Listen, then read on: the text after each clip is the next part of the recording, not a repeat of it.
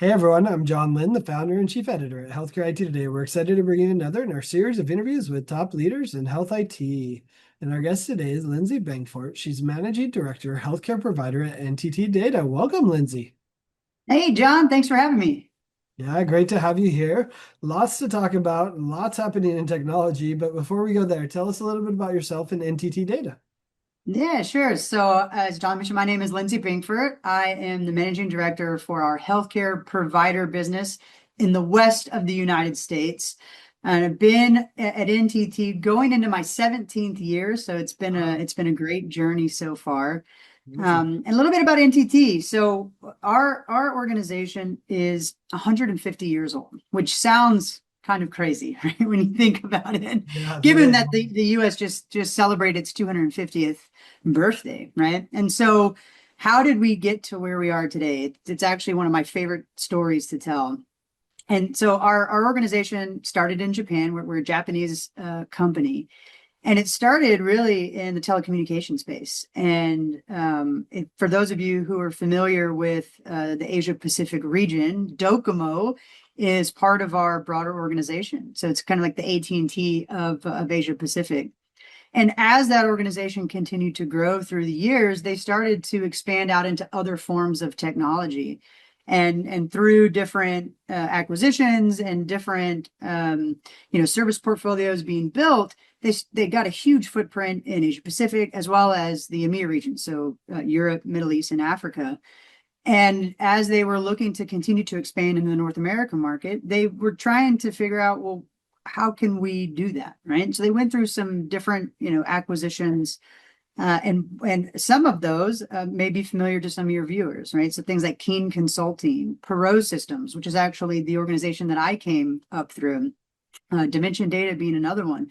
So really expanding outside of that telecommunications into they got into data centers, got into networking, then started getting into managed services, which is where the Pro Systems acquisition came in. How does that relate, right, to healthcare? Well, for those of you who do know, right, Pro Systems was one of the original IT outsourcers started by Ross Perot, and we had a very large footprint in the healthcare space in North America. So that was one of the reasons why NTT was interested in that organization and ultimately did acquire it. And how we're here today, now, one of the top five IT services company in the world, and one of the top healthcare providers as well, which we're very, very proud of. Yeah. No, I mean, Perot Systems was one of the OG, especially Epic consulting companies, which at the time was a bit of a bet, right? Like they're That's not the right. powerhouse that they want to be. So, that's amazing. I love hearing That's that. right. It's Yeah, and amazing. John, so it shows like how much legacy, right? So there's a ton of legacy within our organization, specifically in healthcare, right? On having been around for over 50 years in this industry and doing the work that we do. Yeah. And I love that you all have that legacy and you've talked to so many provider organizations. What are you seeing in the industry and what are the C-suite executives talking about that you're talking to? Yeah, it's a great question. I mean, the whole industry is really at this influx, right? Of technology changing so fast, but at the same time, immense financial pressures. When I talk to CIOs almost every day, it's typically around the same topics, right? I can't keep up with the pace of change in technology. I can't keep up with the pace of change in just the cost of everything from labor to supplies to tech. And I'm really struggling to keep my focus where it should be, which is on the patient experience and the patient outcome. And so it's a constant reminder that while technology is really taking off, the financial pressures that health systems and hospitals are facing are real and they're quite dire for many of our partners out there. Yeah. I mean, you mentioned the pace of change of technology, and I love that you've been doing this for a while. Like, how is the pace of change of technology kind of maybe different now than it's been in the past? And, what's happening there? How is that evolving for organizations? Yeah, I mean it's the two letter word, right? That everybody kind of, almost gristles at this point, right? Which is AI. Yeah. Right? Um, and so it's all about how do we approach this technology curve in a way that drives true, meaningful, valuable change for organizations. And so how does that compare to what we've seen over the past, say, 15, 20 years? All of those technology changes that we've seen over those years have really been more of a slow roll, right? We've been able to prepare for them. We've been able to really kind of understand them in a way that AI, we don't really know, right? And so I think that's the biggest differentiator is the hype and the unknown of what are these tools and these agents really going to be able to do. And there's that fear factor, right, John, of we knew what cloud was, right? Everyone could explain what shifting to the cloud was. Do we know what those financial impacts would be? No, we had to live through those to really truly understand that piece. But everyone understood hosted in the cloud versus, having it on-prem, right? So there wasn't that fear factor like there is now, right? And it's across technology, it's across people, it's across financials. So it's impacting every single aspect of the business and every single aspect of the organization itself.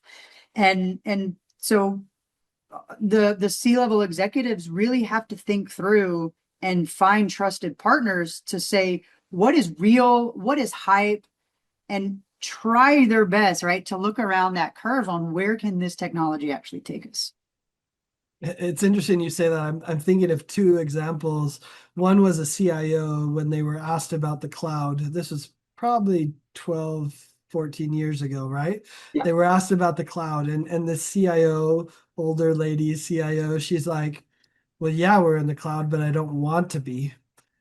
Like, imagine that perspective today. If a CIO were to say, well, yeah, we're doing AI, but I don't want to. Like, yeah, that's one thing. And then, my other example to your point of, how Yeah. different this is today, the shovel-ready, meaningful use money that came with the stimulus package took 3 years to finally actually spend dollars and have people implement the systems, Yeah. right? So it's like, to your point, that is very different than AI, which is like every board saying, when are we getting value from AI today? And the CIO has to answer that. I imagine that's what you're hearing from these executives, right? Absolutely. And it's almost an impossible question to answer, right? So the expectations are sky high from boards, from CEOs, but the reality on the ground is quite different, right? I've heard CIOs refer to it as death by 1,000 AI use cases, right? And it's Uh, almost like this band-aid component of trying to layer on AI on a bad process and looking at AI as almost like this savior. It's going to come in and fix these broken processes or fix these broken systems, and that's not necessarily the case. And so one of the things that we're doing is really seeing how can we harness AI within our own day-to-day operations to ultimately unlock value for our clients, to find other areas to then reinvest in people, in technology, and in process. And that does a couple of things. It allows this true ROI to show, right? So think of things like an example of what I'm talking about is like conversational AI, for example. So our service desk, our call center is all utilizing this technology that's driving these calls that are like password resets, account unlocks, right? Account unlocks from Epic and things like that that can be done with an agent and not by a live human agent. And that drives some ROI and that creates trust in the technology. It creates trust from a business relationship standpoint to then be able to go and have broader conversations. Okay, it's embedded within these current operations that you're delivering. How can we then take that and expand that out? And how can we get closer and closer to those kind of frontier type of AI use cases, and walk that journey together? Because it's really important. Look, the things that are available now today, when it comes to conversational AI or agentic AI, they're going to be different 3 weeks from now. They're going to be drastically different 6 months from now. So how do you keep up with that pace of change is the other side of this, right? So you have to be able to test these things out and use these things to get the ROI to then show the board and others that this is driving the type of value that we want it to, but it's going to change by the time you can get there. So being able to walk that line and to really understand, and like I said, see around that curve is a really difficult task when you couple that with the day-to-day operations, right? That CIOs are dealing with. And that's a natural place where we have great partnerships and great conversations with our clients. Yeah, and I want to dive more into that, like what NTD data, provides these provider organizations. Because I think you're right. AI is embedded across probably all of the work that you're doing with these organizations, and I think that's how most providers want it. They want the Yep. AI embedded in the solutions. But for those that aren't familiar, like where does NTT data provider play a role, and how can you help these organizations? Yeah, so one of the great things about NTT data, and I joke it's somewhat of a double-edged sword, is we're the true, genuine, only end-to-end IT services stack player on the planet. We do everything from infrastructure outsourcing, digital workplace services or end user services, application services, app rationalization, app modernization, development, testing, all of those things. Data and analytics, we do high-end consulting, we do AI. We have a dedicated provider AI team, right, who's solely focused on how can we develop different AI solutions to help unique problems within the provider organization. Not to mention, coupled that with we have the third largest data center footprint in the world, right? Most people don't know that, right? And another interesting tidbit about us is 43% of the world's internet traffic goes through NTT data undersea cables every single day, right? So no matter what the challenge is, right, whether it be network, whether it be infrastructure, whether it be applications, we have the portfolio to design solutions to meet those challenges and to help those challenges. And so I say it's a double-edged sword because I can literally do anything, but I can't boil the ocean. We should not boil the ocean together. And so it's all about having meaningful conversations with our provider clients. What is it that your challenge, or what is the challenge that you're trying to solve? What is the thing keeping you up at night? What is it that your organization is truly, genuinely struggling with? And how can we help you? Right. So Yeah. I don't have to go to clients and say, here's the box of stuff that I have for you. Do you want this? I get to have conversations that are the opposite, right? What is your challenge? How can we solve your challenge? And when it comes to so that's like, broad swath. When it comes specifically to provider, I see four main areas that I've had the bulk of my conversations around. One is around EMRs, specifically Epic, right? A lot of organizations have made great investment in their EMR. And so how do we take that investment and enhance that? And so Yeah. we have a new dedicated Epic Center of Excellence within our business unit that's solely focused on Epic solutions. So Epic on infrastructure, Epic from an application standpoint, clinical service desk, which I mentioned, and some security components. So that's one, right? How do you harness that investment and make the most of it? The second one, interestingly enough, is around revenue cycle management. Um, So revenue cycle management is the lifeblood of a health system, right? It's dollars coming in and dollars going out. And in today's world, there are a lot of solutions out there, a lot of agentic solutions that are being deployed by payer organizations that are making the whole claims process very difficult, right? And so we've got some interesting solutions specifically tailored to that to figure out how can we help expedite rather some of those processes to help keep that cash flow in a more positive position. And thirdly is cybersecurity, right? It's not if, it's when. That's consistently something that our healthcare clients are asking us about all of the time. And then fourth, it may be surprising to a lot of listeners, it's actually data center, right? So what are we doing in the data center space?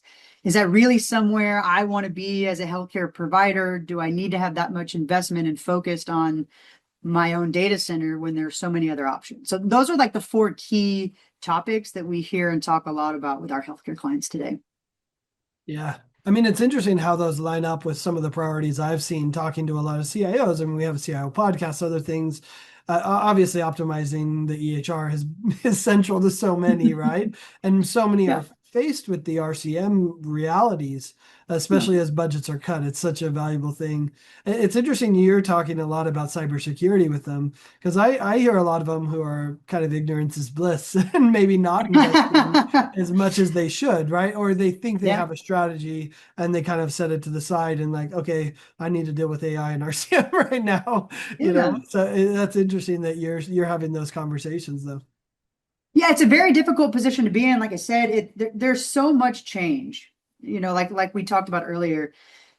There's so much change from a technology standpoint, from a threat risk profile standpoint, from people and processes standpoint. The CIO job today is extremely difficult. It's more difficult today than it's ever been in the history of that position, and it's because they have all of these incredibly pressing matters that are constantly hitting their desk, and you can't do everything at 100% of the time.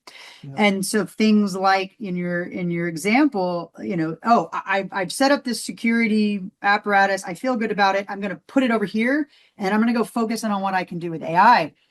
In the meantime, because technology is changing so quickly, the threats are changing just as fast. And so just because you've said it, you've gotten to a place, okay, I think it's good, that's not the case, right? There has to be this like really dynamic, consistent strategy and refinement of our systems in our environments to ensure that those threats are kept at bay, right? So cyber resiliency is a huge topic that we talk a lot about with our clients. And honestly, John, we talked about financial pressures. I would say in a couple of these areas, these are the only areas where budgets are actually more loose than they are tightening because of the threats, because of the issues. So things around how do I enhance my EHR? How do I deal with cybersecurity and AI? There are more dollars being, spared for those types of buckets than there are for others. And again, that's one of those conversations that we have. We talk about it a lot within our organization. How do we unlock value? So what does that actually mean, right? It doesn't just mean how do I unlock additional savings from core operations to then go spend in other areas, but it's also how do I, enhance my security posturing? How do I enhance the application portfolio that I have today? How do I get the most out of the data that I'm sitting on? And so those are areas where, we're also, like we said, unlocking value. It's not always financial. That's a big one, but it's also in those other areas as well. Yeah, and that's what I hear from CIOs as well is, and it's probably a word that's overused, but that's the word partner. They're like, I need a partner who can be nimble with me. And whether that's nimble financially or whether that's nimble in how we approach a problem, I imagine that's what your, NTT Data sees. I mean, it's nice that you have the full end-to-end solution set that allows you to be nimble. Is that how you kind of approach it too from your relationship with different provider organizations? Yeah, absolutely. I mean, look, every organization is unique in their challenges, right? Obviously, there are some large, obvious ones. We've talked, a lot about that today, right? The financial piece of it, but there are many different unique challenges for every single system or hospital, and so it's all about meeting our clients where they are, right? And truly having that broader view of the industry, a broader view and a large, set of clients where we're seeing what's working, what's not working, what technologies are working, what operating models are working. And to be able to bring that to our other clients is really valuable, right? That understanding, just from like an overall operating standpoint, how can we address this unique challenge that you have? Here's what I saw 10 years ago. It worked really well. Let's have a conversation on would that work here with you? And so that nimbleness is very, very important. I mean, it's funny you mentioned that we've been joking internally within our business unit that we're a very large organization, right? You don't survive 150 years without being a large organization. But within our provider business unit, we have a startup mentality. We kind of are fostering this culture within our business unit of that startup mentality of being fast, being nimble, being open to new ideas and new ways of approaching challenges. And it's resonating with our clients. It's resonating in the market because that's not normally the way it goes about, right? And so we we take pride of how we have created these partnerships and use that startup mentality to be flexible, to be unique, to try different things, and to work cohesively together to design and deploy these solutions that that are making meaningful impact. I love that. Well, as we wrap up, what would you want to leave with listeners that, for them to understand about how NTT Data approaches solving problems or your organization? What would you wrap up with? Yeah, so there are really two major components of what are kind of the ethos of what we do day in and day out. And one is, how do you do more with less? Right? It's what every board, what every CEO is asking of their organization. I need you to do more, but I need you to do it with less. And so finding the right partner and the right tech and the right models to go forward with is really, really critical, right? And so that's something we take to heart, and we do in every conversation, every solution that we design and deploy. It's always about, how do I do more for less, right? Unlocking that value for the organization. And then secondly, which honestly is really the most important, is how do we approach our work with the work of our clients with the patient outcome at the at the forefront, right? Like at the end of the day, everything that we do touches a patient and a patient's life, and we take that extraordinarily serious within our organization. Every call that's answered from a service desk, every app that goes through a testing cycle, every report that gets run, at the end of that line, somewhere down that line, we know a patient life and a patient experience is at the end of it. And so we have to approach everything that we do with that sense of urgency, and with that sense of empathy, and with that sense of absolute care. Because at the end of the day, we're all here to help people have a more functioning, healthy life. And we are so privileged to be a part of that. And so, like I said, we approach every conversation and everything we do with that at end of mind. And that's something that I personally am just incredibly proud of. And, I hope our clients feel that same way. Love that. Lindsey, I appreciate you taking time to share your insights and perspectives. I love your frontline experience talking to so many providers and C-level executives on what they're experiencing too. So thanks for sharing with us, and thanks everyone for watching and listening. If you want to find more great healthcare IT content like this, be sure to check it out at healthcareittoday.com or search for Healthcare IT Today on your favorite podcast applications. Thanks, Lindsey. Thanks, Sean. Appreciate it.